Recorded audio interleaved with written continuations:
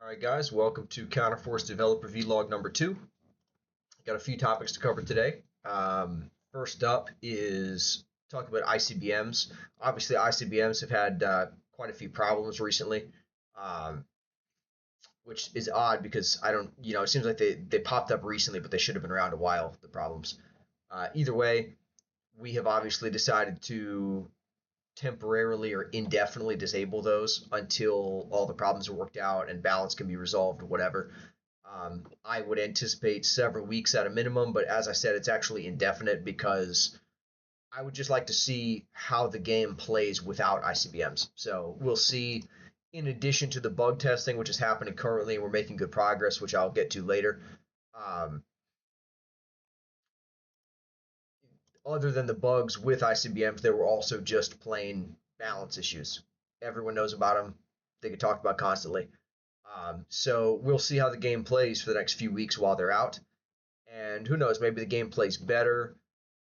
Maybe they're just not needed. Maybe the game's better off without them. And then if so, then ICBMs go bye bye. So that just is what it is. I put a lot of work into them and into the warhead targeting, and I like the level of detail, I guess, is cool. I'd hate to see him go, but as I said, if the game is better off without him balance wise, then cool.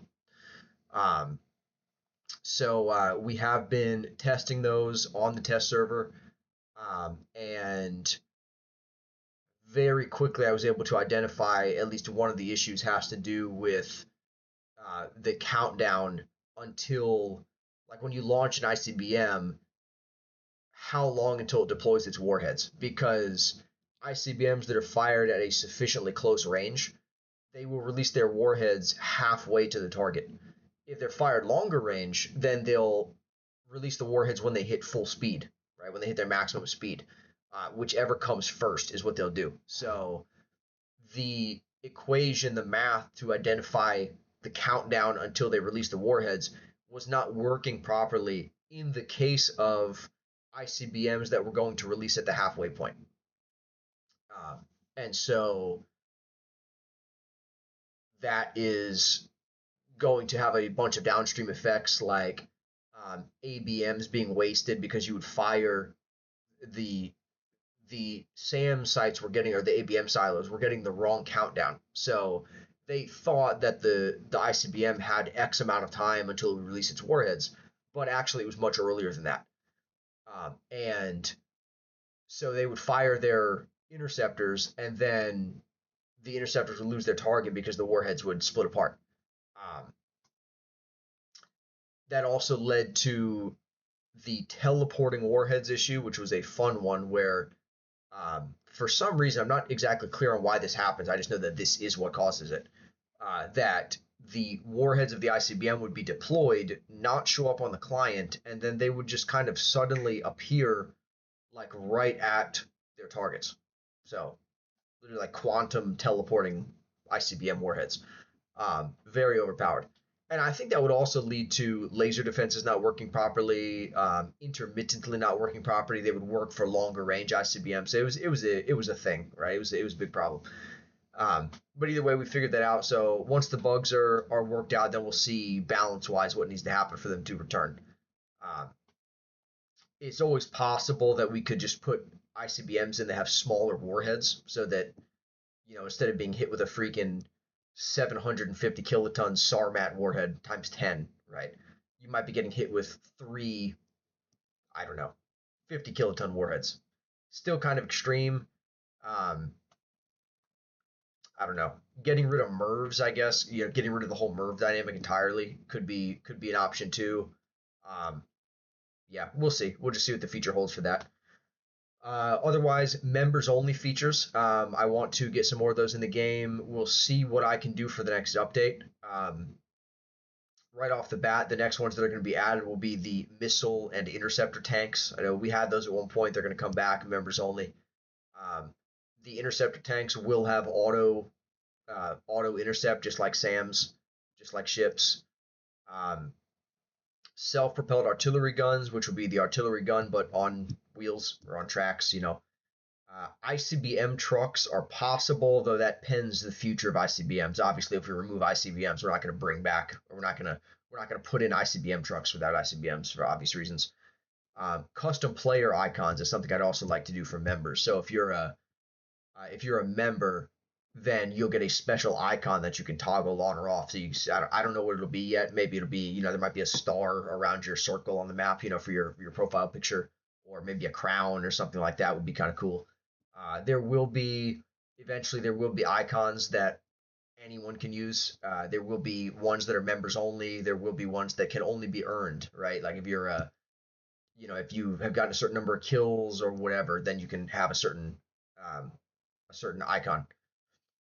Member status. So when you click on a player, you'll be able to see if they're a member or not. That's a simple one. Next update, I already spoke about this a little bit in the last video.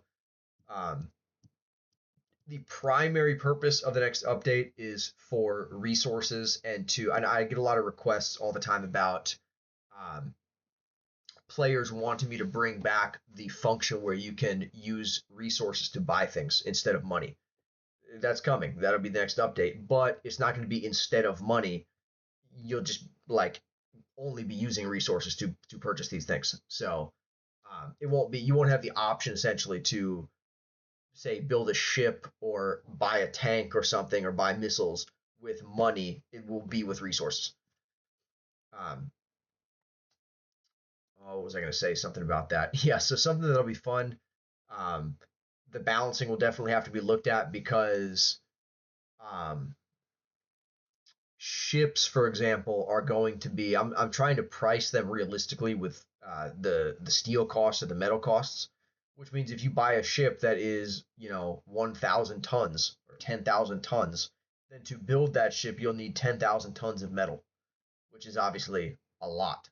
But metal will be more common for that reason. Um, what else we got? Noob status. I think I spoke about that as well. But we'll be bringing back. Okay, you can't attack noobs. Noobs will probably have some kind of fired the first shot indicator, so that if a noob shoots at you, then they're fair game. Um, we will see about this for the next update. I'm not quite sure yet. Player made cities.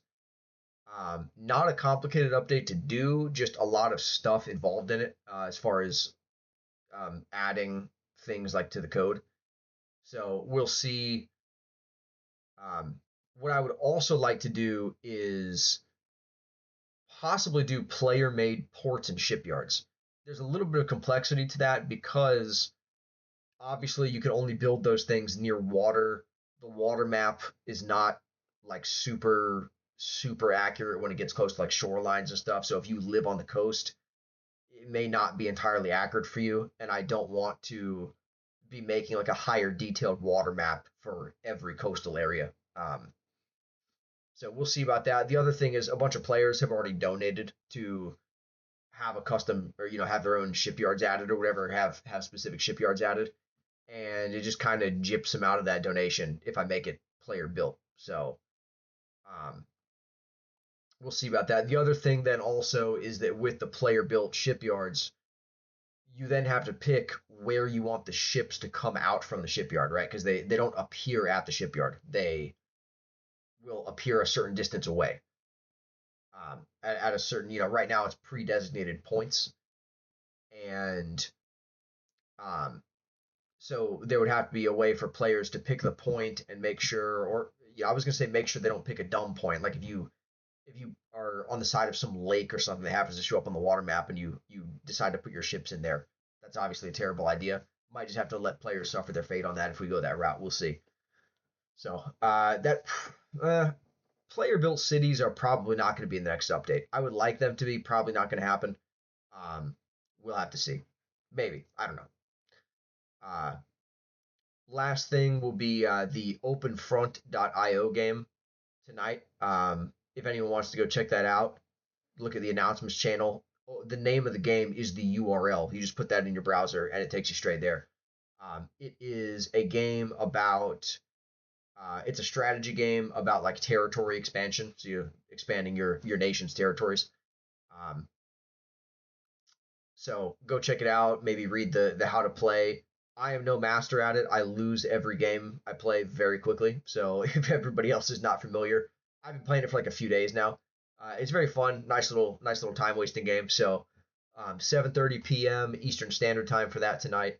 I will be hosting the lobby, and I will put the lobby code in the announcements channel at like 7:25 or something. Um, so stay tuned for that. So, all right, that is pretty much it, I think. I don't think there's anything. Let me think real quick, make sure I'm not forgetting anything of significance. I think that is it. So, all right, I'll see you guys next time. Thanks for playing. I hope to see you guys on Open Front later. Bye bye.